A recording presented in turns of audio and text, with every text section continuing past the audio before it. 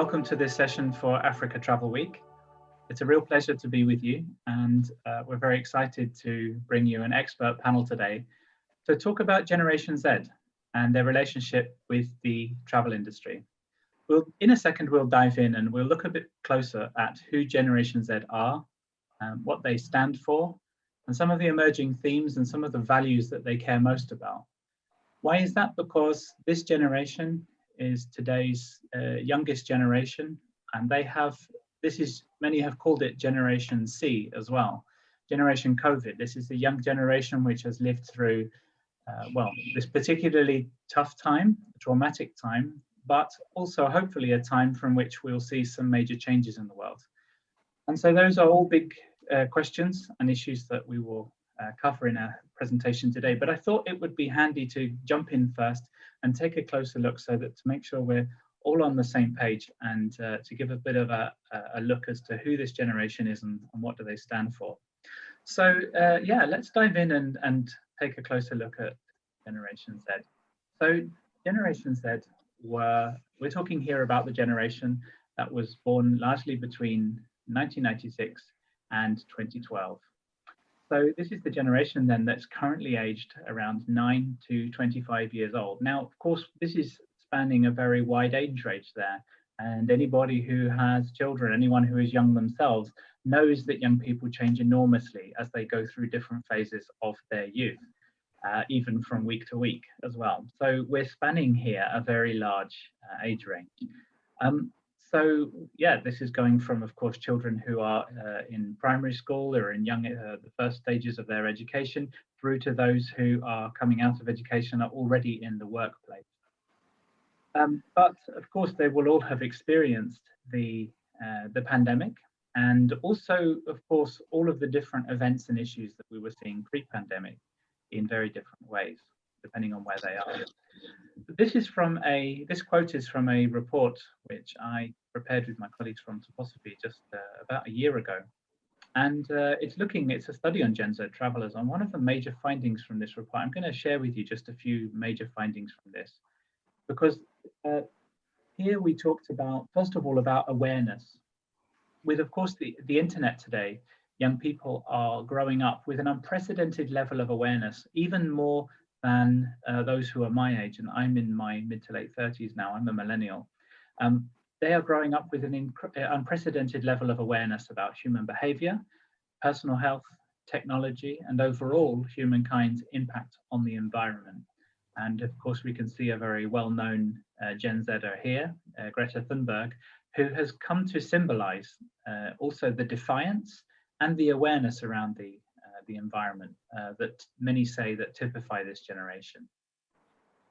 Perhaps as a result of that unprecedented level of awareness and the tools that young people have at their disposal today, Generation Z does appear to have embraced activism and progressive ideas more than generations gone by. And they're also showing a much stronger interest than their older counterparts in these major themes such as diversity, sustainability, and personal empowerment, what one person can achieve and what we can all achieve together. And by contrast, many say that older generations are often a bit more individualistic, and partly due to the era which they grew up in. Gen Zers who are aware that only together can we start to address issues such as climate change and tax avoidance and the behavior of multinational companies. They're aware that these have to be tackled on a collective level. Also, Gen Zers are therefore set to exert a much greater influence then on current affairs, and they're expected to set the agenda for decades ahead. Why are they expected to set the agenda when we see that, of course, those who are the major decision makers today are often quite a bit older?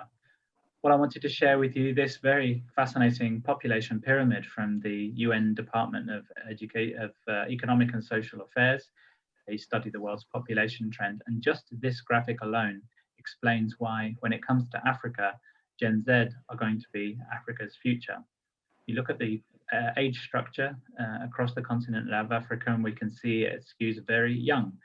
And so the era that young people across Africa are growing up in now will define their values and their outlook on life for many years into the future. So that is why it matters, and that is why their values matter to us as consumers, but also, of course, fundamentally as young people who are going to define the way we live and work in the future. So on that theme, we can't ignore the fact that it is this generation, while of course older generations are those who have been most vulnerable to the effects of the pandemic on a health level, it's been young people in particular who have seen their education, their work plans, and of course their family and their travel plans disrupted during this period. It's been often a very traumatic period, and of course young people, depending on their socioeconomic circumstances, have experienced this pandemic in very different ways.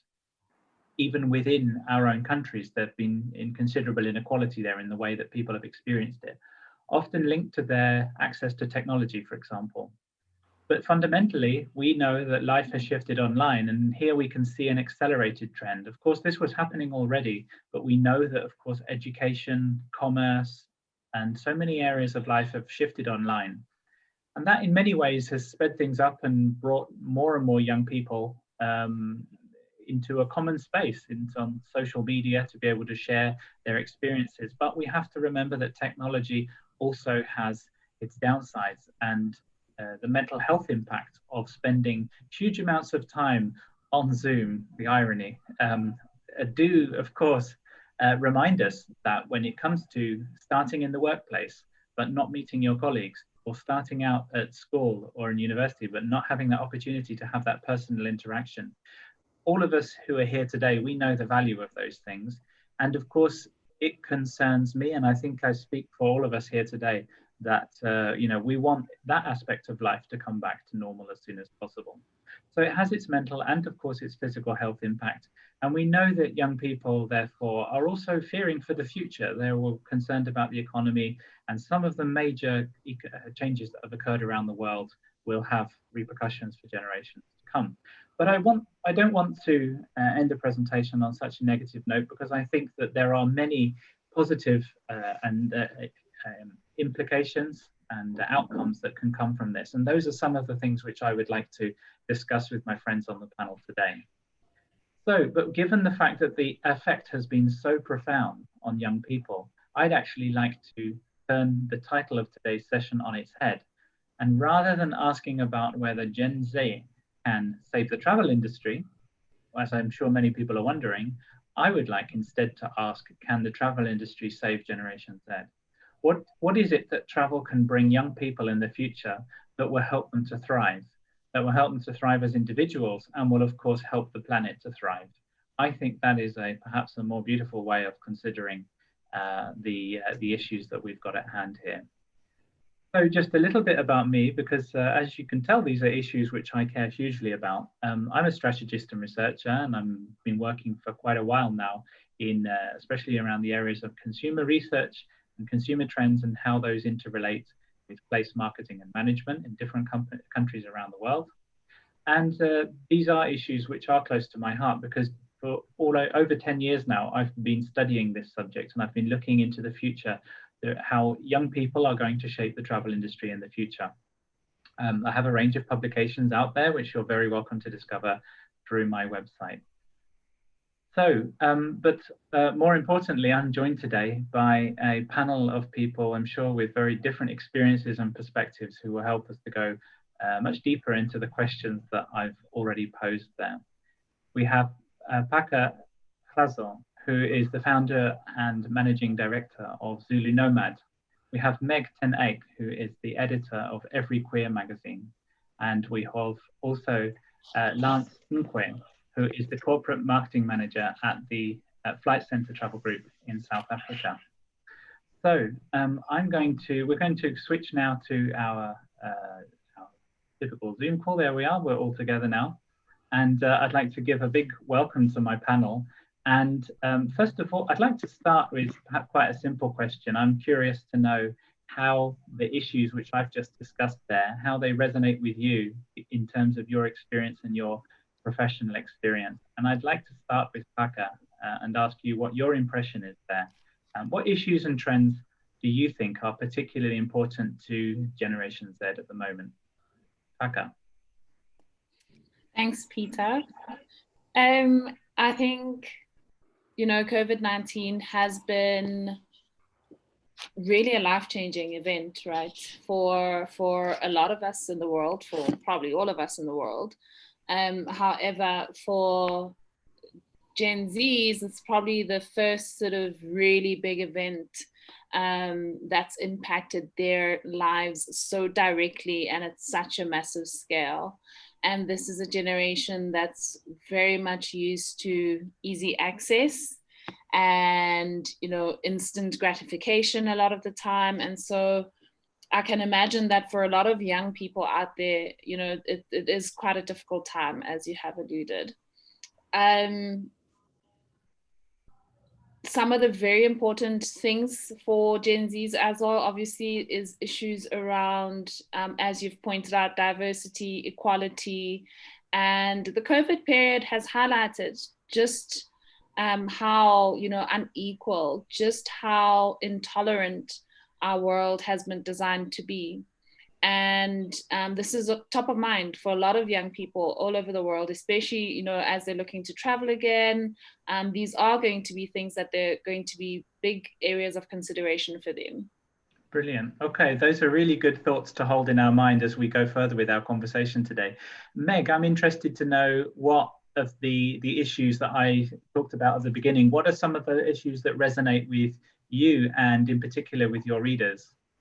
Well, I think that more than ever, both Generation Z and millennials are really used to high touch curation in their experiences. When you think about the way that we're operating in the world, whether it's through social media, whether it's through purchasing something online, whether it is through even your Netflix queue, it is tailored and curated to your specific interests.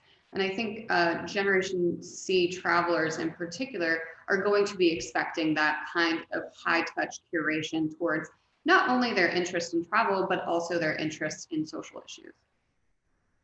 Interesting. Is that the personalization that we hear so much about in the travel industry? They'll expect that level of personalization. Definitely. Interesting. And Lance, I'm interested to know what of the issues that I spoke about at the beginning, what are those that resonate with you in terms of your professional experience? Yeah.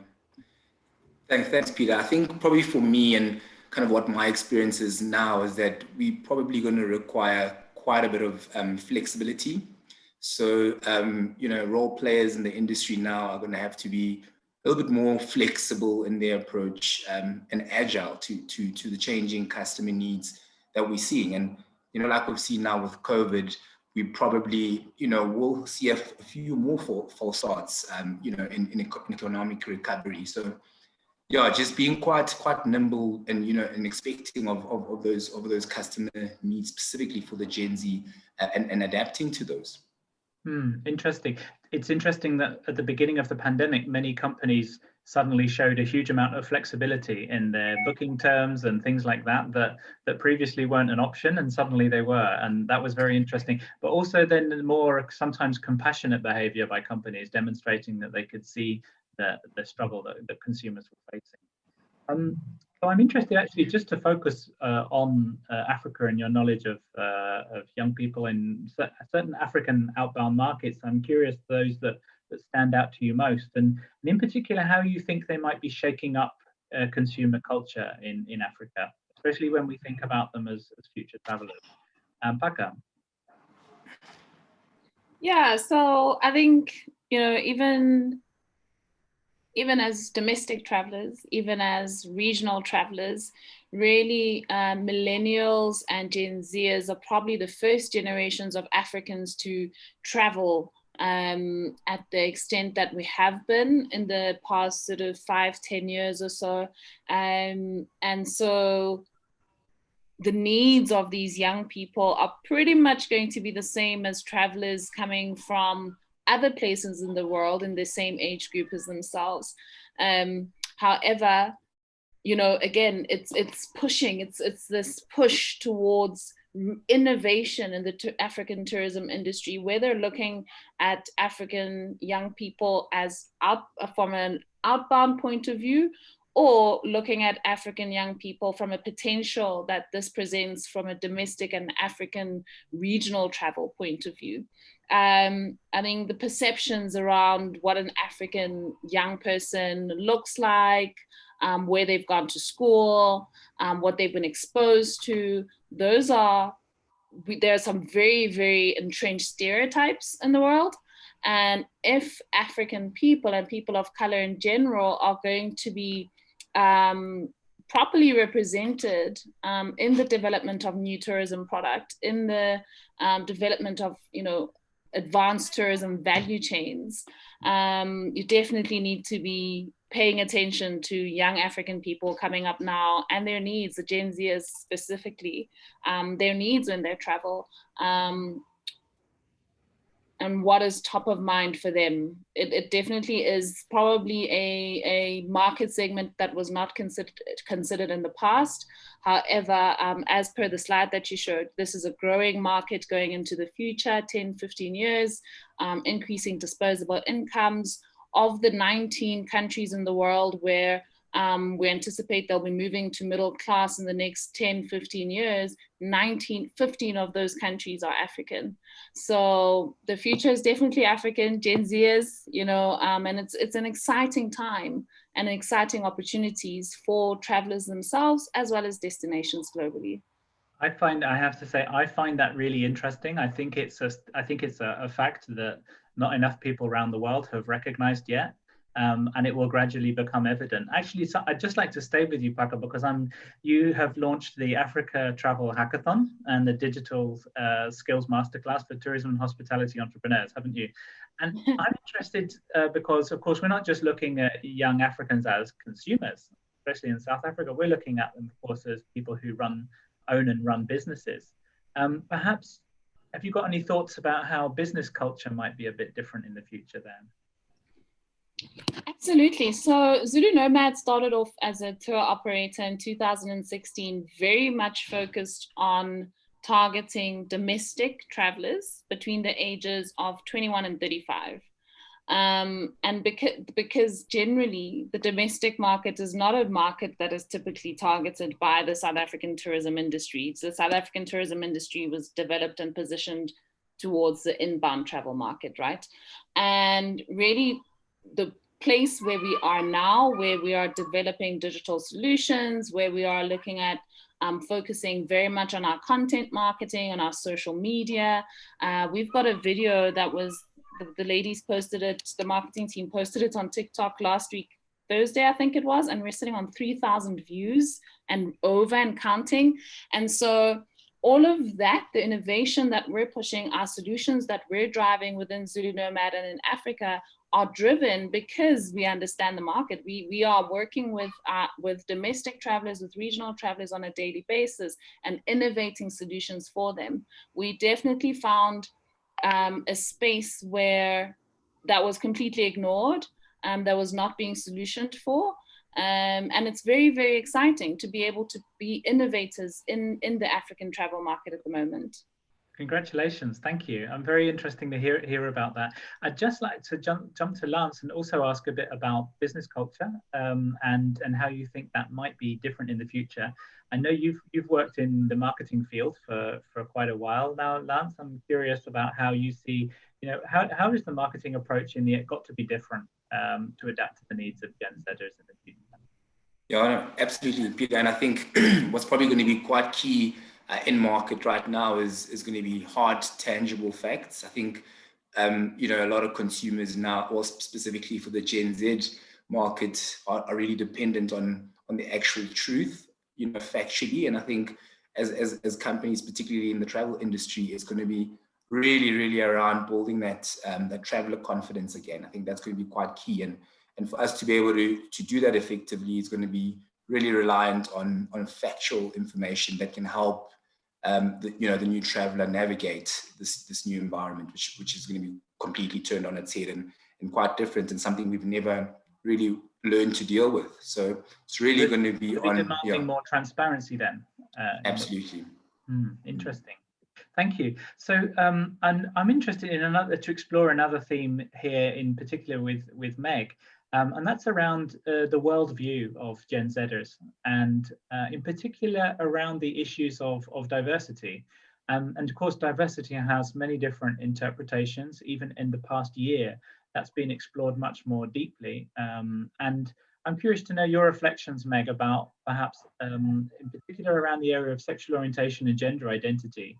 It's Gen Zers who are kind of pushing these definitions forward, isn't it? They're being the most demanding and explorative generation right now. How do you feel about that? What are you seeing? It's interesting that you use the word demanding, because I feel like millennials were kind of in the business of asking politely, and Gen Z demands equality. And that's one of the things that I have great affection for them about, because with the use of the internet on a global platform, any social issue we're talking about, whether it is LGBT equality, whether it is Black Lives Matter, whether it is Me Too, it is now reaching a global platform. And I think that is a really wonderful thing that scares a lot of older people, because we are now being forced into these uncomfortable conversations that have been needed to have for 500 years. And we're at that tipping point that is forcing these dialogues around the world.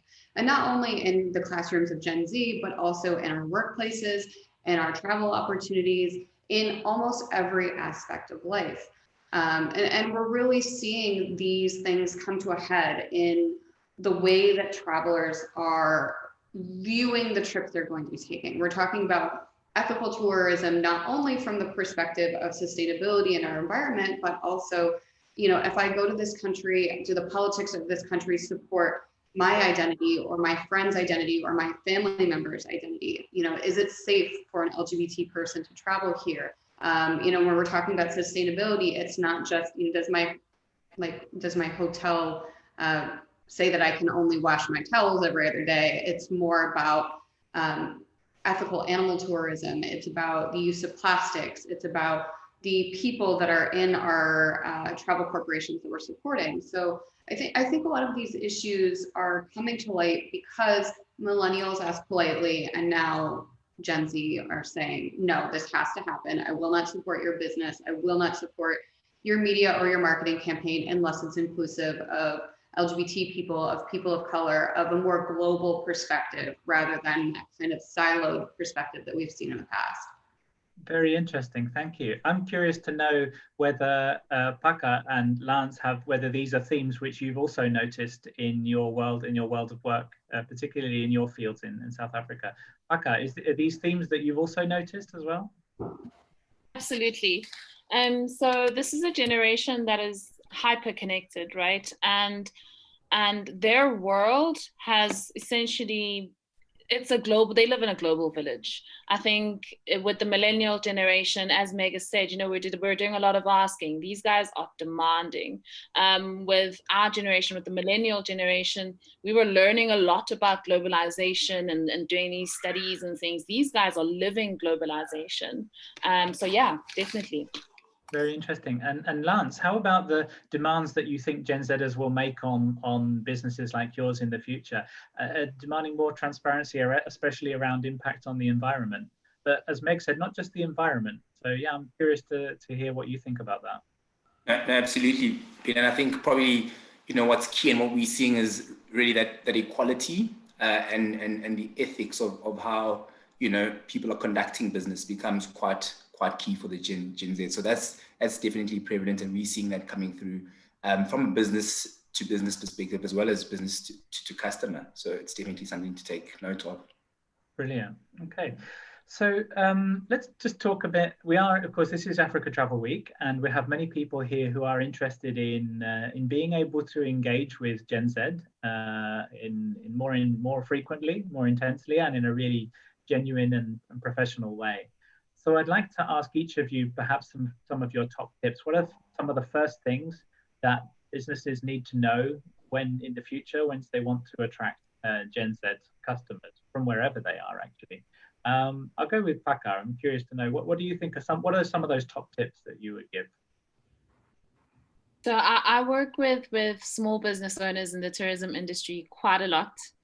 And one of the biggest opportunities for small business owners, and one of the biggest tips that I would leave a small business owner with today, is to find a young person that you're going to bring into your team that is going to handle all of the marketing, not all of it. So you still have direction, you're giving them that direction, but you absolutely need young people, and not just young people, but probably more diverse young people that you're going to be working with as well in your business if you're going to thrive online. And again, as far as Gen Zers are concerned, if you're not online, you're irrelevant, and that is just a fact. And it's difficult to accept. It is very new and very scary for a lot of the traditional business owners in the tourism industry in South Africa. However, it does present humongous opportunities, and they're definitely worth investing in.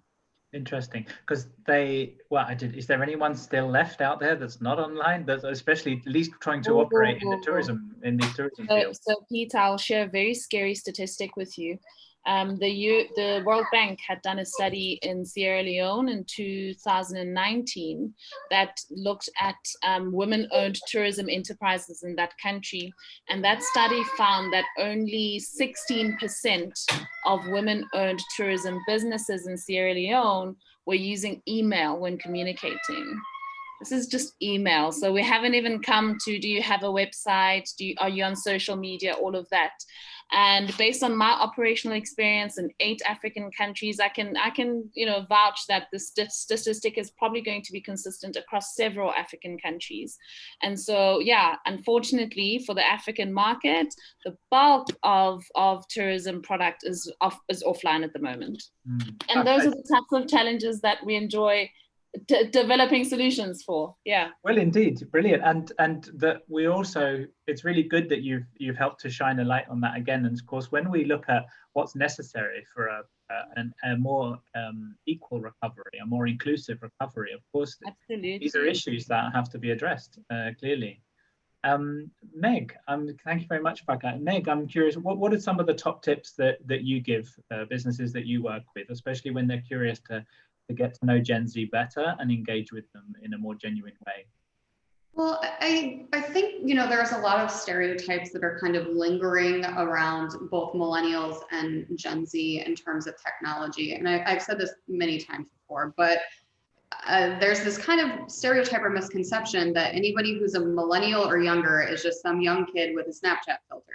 And there is way more to the population than that. Sure, we are high tech, we are high touch in a lot of places.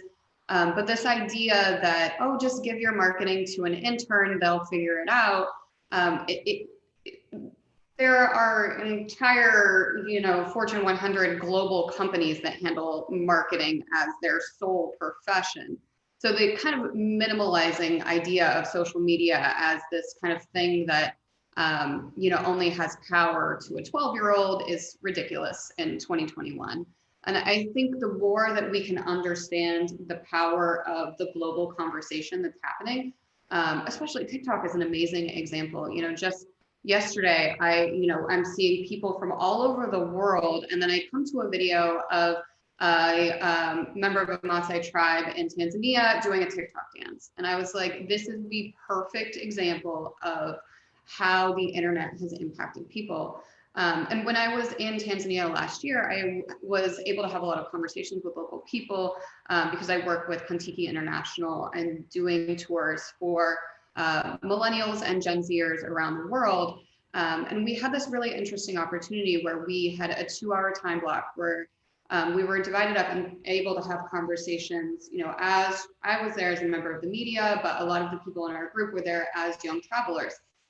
And just being able to have that information exchange. And I have been to more than 60 countries, and I think this might have been the most valuable 2-hour block that I've ever had while traveling, because it was a free conversation.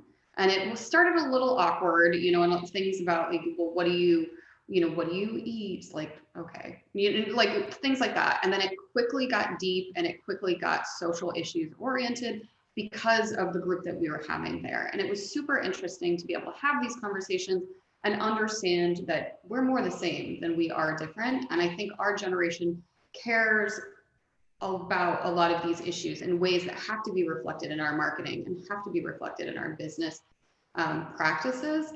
And so when we can start using the internet and social media as a tool to understand globalization and understand different value sets and different ways of life from around the world, that's when we're really going to have impactful travel. And I think the days of like, you know, having the need for, you know, 10,000 count sheets or whatever as a value in travel are done. Now it's about experiences. Now it's about those memories that they're building. Now it's about, what did I take away from this trip and what did I leave behind? And I think those are the narratives and those are the messages in travel that Gen Z cares about in just disproportionate ways than any other generation we've seen before.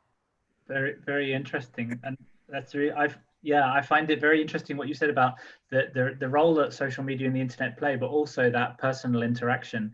And perhaps after a year of being pretty much stuck where we are, and it's going to be Gen Zers that are going to find this even more life affirming than perhaps any other generation once they're able to travel again. Thank you. And Lance, I'm interested to know from your point of view, are these some of the themes that especially around that authentic, rather life-changing experience? Is that something that you predict will become even more important in the future? Yeah, definitely. But I think that's definitely going to be it. And I think it's also going to be down to, you know, how companies evolve to these ever-changing needs. Because, you know, as I alluded to earlier, we're probably going to see a few, you know, kind of false starts in economic recovery, and it probably won't be, you know, consistent in each market. So your ability to be able to, you know, change to these customer needs is going to be quite important, and the innovation around it. So when you innovate in anything that you're doing around this market, are you doing it around their needs? Is your innovation to solve any customer problems, or is it, you know, just as another to do or tick box exercise that you're doing within your organization? So I think for companies now, particularly in the travel industry, it's going to be really down to understanding your customers' needs and delivering on those rather than just purely marketing. Brilliant. That actually leads me really nicely into the final and probably the biggest question of all from today's session when we talk about their needs. Because that big question that I posed in the opening presentation, which is one that I personally care deeply about, is actually how can the travel industry save Gen Z? What can the travel industry do to help this generation, which has had a particularly tough start in life, or certainly quite a traumatic experience over the past year? Yeah, Becca, I'm curious to know, how do you feel about this? What are some of the things how are some of the ways you think the travel industry could change to actually save Gen Z? So Gen Z travelers are also typically very much aware of their physical and mental health. They're very much in touch with who they are. And particularly for the African travel market, I think there is humongous opportunity, especially now after COVID-19, or, you know, in the time of COVID really, where we develop products which are going to speak to this need. The African continent, I'm not being biased. I have lived on 3 continents in my life, and you know, traveling the African continent is an incredibly restorative and transformative experience. And these are exactly the types of experiences that Gen Zers and millennials are going to be looking for and are looking for. And there's just not enough of that currently, you know. And so again, it's for business owners to look at the opportunity. How do I reposition my lodge that was traditionally targeted, you know, at safari goods, etc., to maybe the younger market that need some silence, that need some space away from all of the technology and the distraction, for restorative purposes, and developing product that actually speaks to this need. It's not difficult to do. It's not expensive to do. It's just investing a little bit and getting to understand the needs of the traveler in that sense, and then tailoring a product for them and putting it online so that they're actually able to book it. Yeah, that would be mine, Peter. Thank you very much. I find that a very beautiful concept as well, and exactly the kind of thing we're looking for. Meg, how do you feel the travel industry can, well, we hear a lot of build back better. It remains to be seen how that works in practice, but when we look in terms of the changes that are needed to save Gen Z, how would you define that? What do you think are some of the things that they can do to actually help this generation thrive? I think one of the key things that I've noticed is the move towards authenticity in not only developing travel product, but also developing travel marketing. This generation, they want real experiences. They don't want that curation of experiences designed to replicate, the commercial capitalistic Disney approach. And I think it's super important that we recognize that Gen Z is open to real. They don't need all of the polish. It does need to be online. But I think that is a really important part, and particularly when we're talking about foreign travelers coming into the African market, especially for people of color who are traveling. I'm so sorry. Particularly when we're talking about people of color traveling from Canada and Brazil and the United States, going back to Africa in order to get a exposure to the culture that they are derived from. And I think that is something we're going to see more and more and more of, especially from the US audience of Gen Z travelers, and being prepared for those conversations as travel and tour operators in African countries, and kind of expecting that conversation to happen when you are receiving people of color from this side of the world, and it's something that not just people of color are going to want, but young white people coming from the US and Canada and Brazil and other countries want to have this conversation because we're trying to right the wrongs of the past. So accepting that, knowing that it's going to happen, and having training opportunities for your staff and for people in your area to expect these conversations to come and be able to answer them in a way that is not only sensitive to your own culture, but sensitive to the culture of people who are coming to see you. Thank you. I found some really, really interesting reflections there, and some hopefully those that will definitely add real value to the experiences of those who travel, but also to the industry itself. Thank you very much, Meg. And Lance, how about you? I'm curious to know, what are some of the changes? How could the travel industry impact the lives of Gen Zers in a more positive way in the future? Yeah. I think, Peter, for me, it's probably going to be all down to rebuilding this traveler confidence, because I think once, as all role players come to the party to make this experience less frictionless, it becomes better. I think when the Lyft airline came into the market, and it brought about so much agility and changes, lessened the restrictions on a flight ticket, you actually sort of started to see the market enjoy this. So I like to talk about growing back greener, growing back smarter. What does that look like? So it's all going to be down to the sustainability of growth, and also probably for our market and our socioeconomic issues, it's also down to this ethnic nuances in travel.